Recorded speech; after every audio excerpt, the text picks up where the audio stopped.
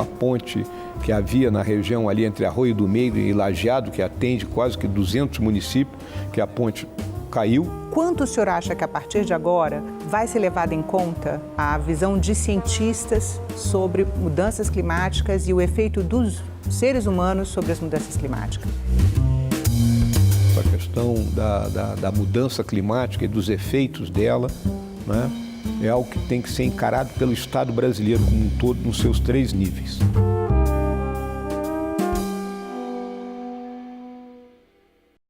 Seja bem-vindo ao Salão Nobre, senador Hamilton Mourão. Muito obrigada pela presença. Senador, em 27 de abril, a chuva forte com granizo já atingia a região central do Rio Grande do Sul. Em 29 de abril, o Instituto Nacional de Meteorologia fez o primeiro alerta vermelho. De lá para cá, o estado vive a pior tragédia da sua história. São mais de 2 milhões de pessoas afetadas. O senhor assumiu a relatoria da Comissão Especial do Senado destinada a acompanhar e propor medidas de enfrentamento das enchentes. O que o Senado pode fazer para ajudar?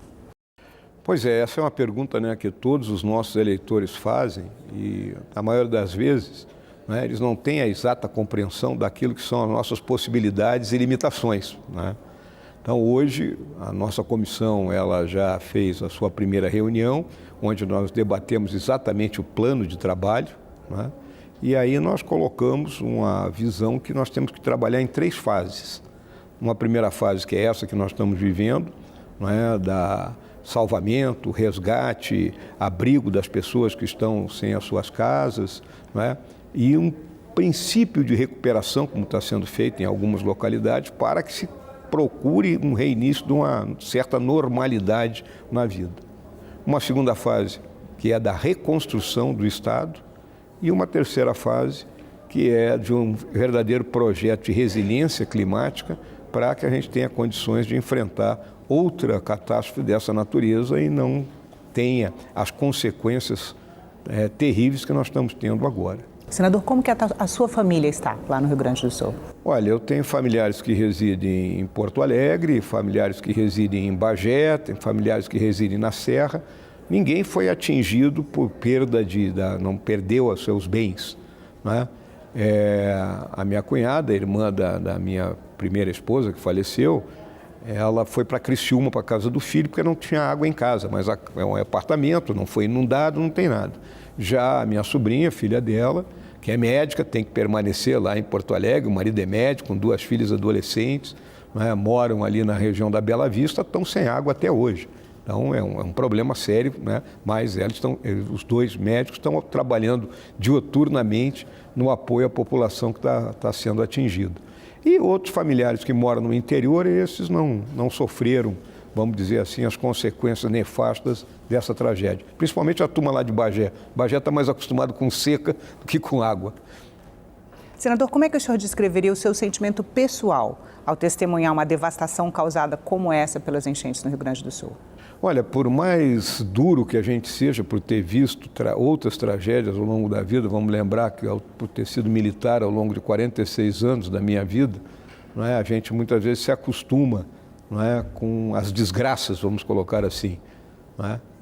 Mas isso que atingiu o Rio Grande do Sul é algo inimaginável. Inimaginável, primeiro, porque você vê populações laboriosas, não é, que já haviam sofrido um primeiro impacto aí em anos anteriores, voltam a sofrer agora um impacto muito maior, não é, com a perda da sua casa, com a perda da sua terra.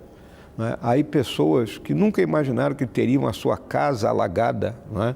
Ali que mora naquelas regiões de Canoas, de Eldorado do Sul, onde foram construídos inúmeros condomínios que hoje estão debaixo d'água, Guaíba, não é? Cidades que praticamente desapareceram. O centro de Porto Alegre, por outro lado, tem uma memória, não para a nossa geração, mas para gerações anteriores, da enchente de 1941. Mas atingiu bairros aí como Menino Deus, como uma cidade baixa. Então é uma tristeza muito grande que nos invade. A gente vê o aeroporto, né? Um aeroporto realmente que é um ícone da nossa cidade. Só o Laçador está do lado de fora ali, tá? Talvez como um símbolo para dizer, olha, nós somos maiores que isso tudo. Senador, em setembro do ano passado, o senhor esteve com o governador do estado, Eduardo Leite, para conversar sobre as enchentes, que naquela ocasião tinham matado 54 pessoas. Alguma coisa mudou de lá para cá, na sua visão? O senhor acredita que alguma coisa mudou na visão de gestores públicos sobre a necessidade e urgência de políticas de prevenção e resposta a desastres naturais no seu estado? A realidade, eu acho que isso é uma questão nacional, né? Essa questão da mudança climática e dos efeitos dela, né? É algo que tem que ser encarado pelo Estado brasileiro como um todo, nos seus 3 níveis. Então, a gente tem que lembrar que desde 2012 existe uma política nacional para isso, que nunca foi implementada, né? Ela não teve as suas ações concretas colocadas, né? E quando a gente vai partir para um planejamento dessa natureza, nós vamos ter que empregar toda a força do Estado. E o que eu chamo de empregar toda a força do Estado? Não são só as pessoas responsáveis diretamente pelas ações de defesa civil, que na maioria dos estados e municípios é um número pequeno. Eu acho que hoje talvez Santa Catarina seja o estado que tem, não é, uma capacidade melhor de pronta resposta nessa questão da defesa civil, não é? Então, nós vamos ter que partir agora, e isso eu acho que é uma das coisas que a nossa comissão tem que olhar com carinho, dentro daquela fase da resiliência climática, né? De você ter um planejamento que tenha equipes já previamente preparadas, treinadas, né? Então, de vez em quando você tem que fazer treinamento. Eu lembro, por exemplo, o seguinte: quando eu servia ali no Rio de Janeiro, na Brigada Paraquedista, né, nós tínhamos as ações de emergência para evacuação de Angra dos Reis em caso de acidente nuclear. Isso era treinado, no mínimo, uma vez por ano, né? Então, nós teremos que partir para situações dessa natureza e, principalmente, pré-posicionar equipamentos para enfrentar a catástrofe.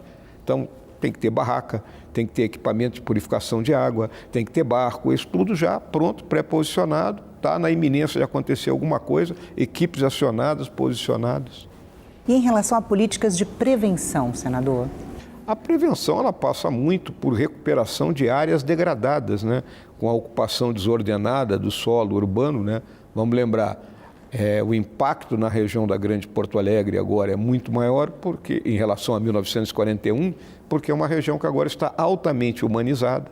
As beiras de rios foram ocupadas, né? Quando você olha aquela região ali, né, que fica entre aquela grande várzea da chegada do Jacuí, do Caí, né, que está tudo inundado, então muita ocupação irregular daquela região ali, né, dificultando o próprio escoamento das águas, né? Então a prevenção terá que ser. Você está falando da impermeabilização, senador? Impermeabilização do solo, né, você ter canais que possam escoar a água. Agora mesmo, né, vem pessoas aí dizendo: nós vamos cavar um canal da Lagoa dos Patos para o Oceano Atlântico para que a água escorra mais rapidamente. Tudo bem, isso pode ser aventado, não é? Quanto é isso aí, 30 quilômetros, 35 quilômetros?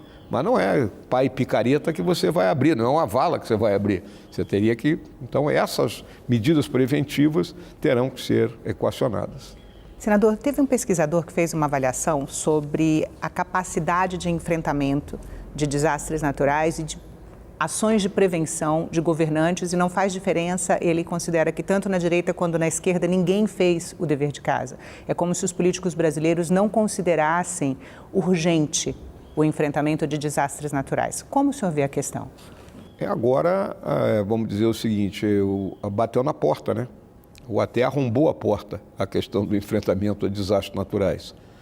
Como eu te falei anteriormente, nós tínhamos há 12 anos uma política que previa uma série de ações e elas não foram executadas desde o nível, né, aqui do nível federal até chegar no coitado do município, que na maioria das vezes, né, lhe falta gente, né, e os problemas são tantos que o prefeito não olha muito para isso aí, né? Então agora nós vamos ter que olhar isso de outra forma, buscar, vamos dizer assim, as melhores práticas, né? Vamos lembrar, a FAO tem projetos dessa natureza, não é? O Banco Mundial tem projetos dessa natureza, então está na hora da gente, não é, baixar a cabeça, vestir a sandália da humildade, buscar, não é, essas práticas que já existem em outros países que enfrentaram, não é, problemas similares ao nosso e implementar isso aí. E está no escopo do trabalho da comissão que o senhor vai ser relator? Olha, isso pode, a comissão hoje ela não tem um prazo, né, para findar, não é? Então eu acho que nós teríamos aí a oportunidade de colocar aconselhamentos nesse sentido e até, efetivamente, aquilo que é o fundamento do parlamento, é aprovar leis, não é? Projetos de leis que facilitem as tarefas do governo federal, do governo estadual, do governo municipal nesse sentido. Senador, hoje, no momento agudo da calamidade, há consenso no parlamento sobre a necessidade de ajuda ao Rio Grande do Sul. O senhor acredita que esse consenso vai se sustentar e garantir a aprovação das medidas de reconstrução que serão necessárias, especialmente em relação a gastos públicos? Olha, exato. Em primeiro lugar, né, que a gente já viu, o governo aprovou aí no último final de semana uma medida provisória com 12 bilhões de reais destinados, né, nos mais diversos ministérios para enfrentar essa situação do Rio Grande do Sul. Então, isso é um crédito que está aberto. Agora nós temos que ver esse crédito se transformar em realidade. É óbvio que a gente sabe de toda a dificuldade da gestão pública, eu digo isso porque eu já estive do outro lado do balcão, né? Muitos dos meus colegas, às vezes, não tiveram do outro lado do balcão e não sabem da dificuldade do gestor público, né? De abrir licitação, de fazer as compras necessárias. Aí nós temos a questão do crédito, do financeiro, que não está casado com crédito, então você faz a licitação, você empenha, liquida e aí não paga, paga atrasado, eu tenho visto isso muitas vezes. Então, esse pacote todo nós vamos ter que estar acompanhando permanentemente. Agora, acho que aqui no parlamento, né, nós deveríamos, né, com os recursos que existem nas emendas de comissão, né, e eu falo aqui do Senado, seria importante que se abrisse mão de parcela desses recursos. Você vê na Comissão de Educação, o presidente, o nosso senador Flávio Arnes, destinou todo o recurso já para o Rio Grande do Sul. São 38 milhões de reais que havia, mas nós temos comissão aqui que tem bilhão. Então, se abrir mão de parte desse recurso, eu acho que é um recurso que chegaria de imediato ao Estado do Rio Grande do Sul e facilitaria, né, as ações que o governo tem que tomar nesse presente momento. Esse é um trabalho de negociação dentro do parlamento? É um trabalho de negociação, de convencimento. Eu mesmo, né, vou buscar conversar com os dois presidentes de comissão que têm maior recurso, eu não quero falar nomes aqui. Desenvolvimento regional.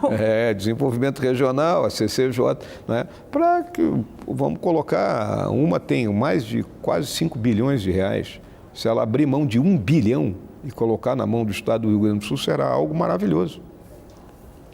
Senador, que tipo de ações o senhor considera prioritárias para a recuperação das áreas afetadas pelas enchentes?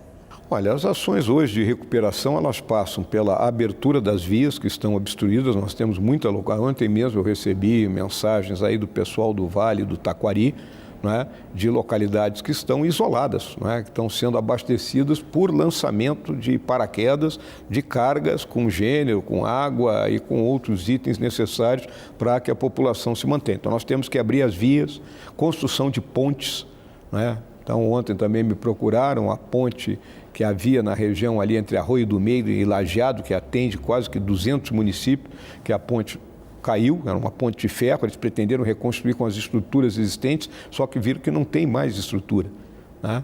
Então isso aí dá 15, 16 milhões de reais.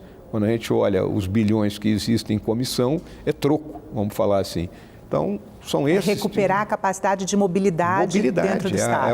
Assegurar o livre trânsito de bens e pessoas, né? Porque isso significa a chegada de ajuda humanitária, significa o reencontro de famílias, significa o escoamento de produção, né? Ou significa a retomada da atividade econômica. Então, essa é a questão prioritária. E óbvio que nós temos uma recuperação voltada para aquelas pessoas individualmente, né, que perderam todos os seus bens, tiveram sua casa destruída, que tem que ter uma... Você tem dois tipos, tem aquele da casa alagada, que a casa está lá, está inteira, né? Ele perde ali, vamos botar os móveis, o interior do interior da casa. Mas tem o outro que perdeu tudo, né? Então a gente tem que buscar soluções para esses dois grupos de pessoas. E dentro desses dois grupos, você vai ter uns de maior poder aquisitivo, que têm condições de por eles mesmos se reconstruírem, e outros não, que tinham gastado todas as suas economias para ter sua geladeira, sua televisão, etc. e tal, e que agora nós vamos ter que ter algum apoio para isso.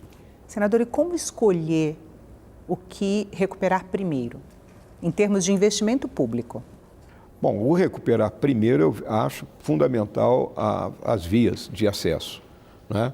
Aí entra o próprio aeroporto. Mas dentro das vias de acesso também tem escolhas que precisam ser feitas, porque várias pontes, por exemplo, foram destruídas no estado, né? Cada município vai ter que dar a sua prioridade, né? Isso é uma realidade de cada município. Não adianta eu daqui pegar e dizer, não, prioridade 1 é... Então, por exemplo, essa situação que eu te falei lá entre Arroio do Meio e Lajeado, a prioridade 1 é você colocar a ponte em pé, porque aí você assegura o livre trânsito da região, né? Você pega, por exemplo, ali a 287, que vai lá entre Candelária e vai ali para Santa Maria.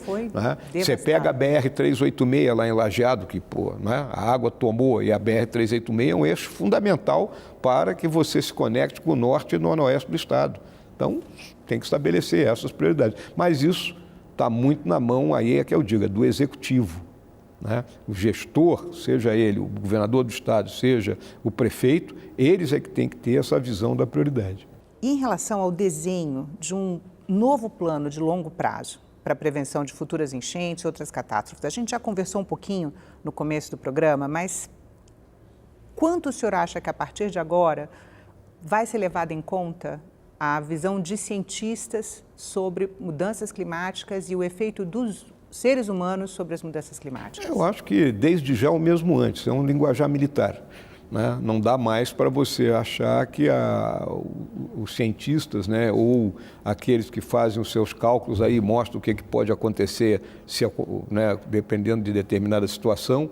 Né? Então, isso tem que estar dentro do planejamento, são hipóteses. A gente, na vida militar, né, trabalha o tempo todo com hipóteses, né, as hipóteses de conflito. Agora, tu vai ter que trabalhar em cima de hipóteses de tragédia. E, para isso, você tem que chamar aquelas pessoas que pensam a esse respeito, que fazem suas medições, que fazem suas pesquisas, e, a partir daí, ele pode dizer, olha, se acontecer isso, a consequência vai ser essa. E você tem que ter um planejamento para atender aquilo ali. De que maneira a nossa legislação ainda pode ser aprimorada para garantir uma resposta mais ágil e eficaz em futuras situações de calamidade? Olha, existem sem número de leis aqui. Nós fizemos um levantamento inicial na nossa comissão ali. Eu acho que tem umas 30 projetos entre emenda constitucional, projeto de lei, que atendem e todos são meio que superpostos. Então, até na reunião agora de quinta-feira, né, nós vamos fazer um trabalho ali de depuração, porque quem tem muita prioridade não tem nenhuma. E para a gente eleger, no máximo 5, né, desses projetos, então, normalmente, todos eles estão centrados no apoio à agricultura, né, da questão de prorrogação de dívida, na questão do apoio à micro e pequena empresa, né, a questão de agilização, da flexibilização das contratações, que já vem mais ou menos num decreto de emergência. Todos os projetos têm mais ou menos uma similitude nisso aí. Então, a gente tem que selecionar ali, no máximo 5, levar o presidente Rodrigo Pacheco e dizer, ó, é isso que nós temos que botar para trabalhar e votar aqui dentro no mais curto prazo possível. Senador, e no caso das cidades que foram destruídas, algumas cidades no Rio Grande do Sul acabaram, né? Existe alguma abordagem específica para esses casos, o senhor acredita? Olha, Renata, eu vejo que algumas cidades ali, por exemplo, que já foram detonadas 2 vezes seguidas, né, nos últimos 8 meses, 9 meses, deveriam ser reconstruídas em outro lugar. É uma coisa difícil, né? Você pega ali Roca Salles, né? Roca Salles não é uma cidadezinha nova, né? Roca Salles já deu até jogador de futebol do Grêmio, que era o Elton, que todo mundo chamava o alemão de Roca Salles, né? Que jogou muito tempo no Grêmio ali no final dos anos 60, anos 70, quer dizer, já é uma cidade antiga, com uma população ali laboriosa, né? Que vive no grande parte da terra, tinha suas indústrias, mas ela fica numa curva do rio Taquari, né? O rio faz um gancho nela. Então, ela toma água por todo. Então, talvez tenha que subir um pouco a nova localização da cidade, deixar essa área mais perto do rio para obras de arte ali que, se por acaso inundarem, não vão significar uma perda, né, tremenda para a cidade, né? Então, você tem Mussum na mesma situação, Cruzeiro do Sul. Então, tem que verificar. Vamos construir no mesmo lugar para depois a gente ter que reconstruir novamente. E quais são as etapas para lidar com uma situação como essa, senador? As pessoas vão precisar de terra, de infraestrutura urbana, de serviços. Eu estava conversando com o Otto. E de se sensibilizarem para essa necessidade, sim, porque entender. A pessoa que mora há 60 anos na casa dela, na beira do rio, como que ela vai sair? Pois é, não é diferente, por exemplo, não pode ser como Canoas. Canoas está bom, foi inundada, mas moram 200 mil pessoas, 250 mil pessoas. Agora, você pega cidades que moram até 10 mil pessoas, há condições de você, né, refazer o plano diretor daquela cidade e levar, né, essas casas que vão ser reconstruídas, você constrói um novo bairro, porque você tem uma área que não foi atingida. né? Mas aqueles que foram atingidos, você leva para o outro lado da cidade. Agora, é uma decisão do gestor municipal em comum acordo com a sua, né, com seus eleitores, né, Mas com a o sua senhor população. acredita que algumas áreas afetadas vão ser consideradas condenadas a partir de agora? Eu acho que o bom senso leva a isso, né? Porque quando você tem... Sempre se dizia que um raio não cai duas vezes no mesmo lugar, né? Agora caiu. E caiu, um levantamento de um pesquisador da Unesp concluiu que em um ano, de maio de 2023 até hoje, o Rio Grande do Sul sofreu 10 eventos extremos por causa da chuva. Não foram duas vezes que caiu. Foram mais de duas raio, vezes. foram Você pega 10 vezes. a região do Vale do Taquari foi setembro, foi novembro e foi agora. Quer dizer, em 8 meses. Tem uma questão cultural, senador, porque a opção pela construção de cidades perto de rios era uma garantia de acesso à água. Sim. Era segurança, né? Hoje a percepção é outra, né? Morar perto do rio é uma situação de risco hoje no Rio Grande do Sul. Mas é um atrativo natural, né? O rio era um meio de transporte, vamos lembrar, você escoava a sua produção pelo rio, né? Então, quem produzia ali nessas regiões ali do Vale do Taquari, botava a sua produção num barquinho, ia desembocar lá no Rio Jacuí e depois chegar a Porto Alegre. Então, ele tinha todo um trajeto fluvial que era feito, né? E sempre se buscou. Aí eu cito aqui, a minha família, por parte do meu pai, é do Amazonas, né? Pô, na Amazônia, tudo está ligado à água e tudo está ligado aos rios. E um dos meus tios, ele sempre brincava com a minha falecida esposa, perguntando para ela qual era o rio que banha Bagé. Porque Bagé não tem rio nenhum que a banhe, tem o Rio Negro, que é um pouquinho perto, são as nascentes dele, porque o Rio Negro fica mais caudaloso quando entra dentro do Uruguai, né? Então você tem alguns locais aqui que não são em beira de rio, mas aquela região mais afetada, ela vive em função do rio. O rio é vida, mas também é morte. Agora, né, senador? Existem estratégias específicas para proporcionar apoio psicológico e social aos residentes das cidades que foram devastadas? Esse é um grande trabalho do setor de assistência social. Vamos ver aí, né, as secretarias de assistência social do Estado, dos municípios, né, desse trabalho, né, deve estar sendo feito lá junto já nessas pessoas que estão abrigadas, né, que é a pior situação do mundo, né? Porque a pessoa, num primeiro momento, ela sai da sua casa com a roupa do corpo, né? E aí depois ela cai em si, né, sobre toda aquela tragédia.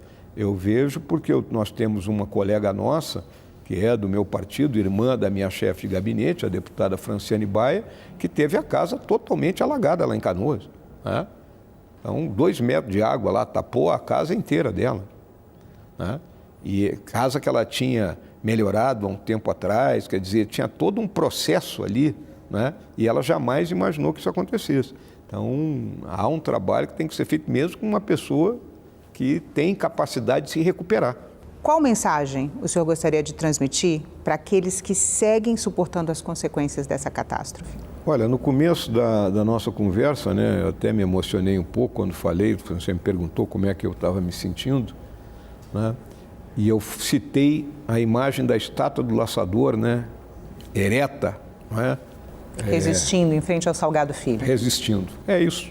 Essa é o momento que nós temos que viver no Rio Grande do Sul. Resistir e vencer. E como o senhor avalia a resiliência do povo gaúcho e a solidariedade que foi vista em todos os estados do Brasil?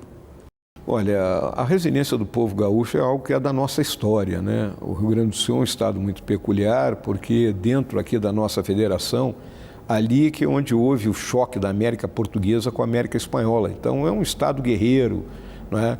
As pessoas que colonizaram aquele interior do Rio Grande do Sul sob os ataques de castilhano de para lá, para cá, né? Isso faz parte da nossa história e isso está enraizado, vamos dizer assim, no sangue que corre por cada um de nós. Então, isso é uma tradição do gaúcho, né? De enfrentar a dificuldade e vencer. Agora, no primeiro dia que eu cheguei aqui, eu pedi, né, que o povo brasileiro olhasse para o sul. E é o que nós estamos vendo. O povo brasileiro como um todo está olhando para o sul. Você vê aqui em Brasília, a base aérea não está dando conta da quantidade de doações que estão sendo entregues diariamente lá. Tem galpões e galpões cheios de doações. A fila de 2, 3 horas que as pessoas enfrentam de carro lá na base para deixar a sua contribuição para apoiar a nossa população. Isso aí nos dá orgulho. Senador, o senhor apresentou um plano de trabalho para a comissão que vai acompanhar, que o senhor vai ser o relator, né, da comissão que vai acompanhar as ações de enfrentamento das enchentes no Rio Grande do Sul. O que o senhor pretende fazer? Não, o trabalho é conjunto, né? Nós apresentamos uma proposta inicial na quinta-feira passada para a nossa comissão, foi aprovada com algumas modificações, não é?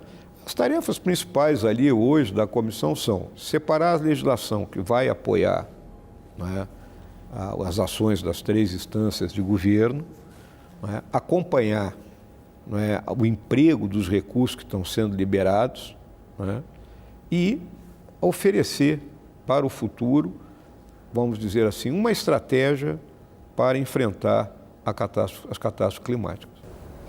Senador, muito obrigada pela entrevista. Nada, Renata, eu que te agradeço.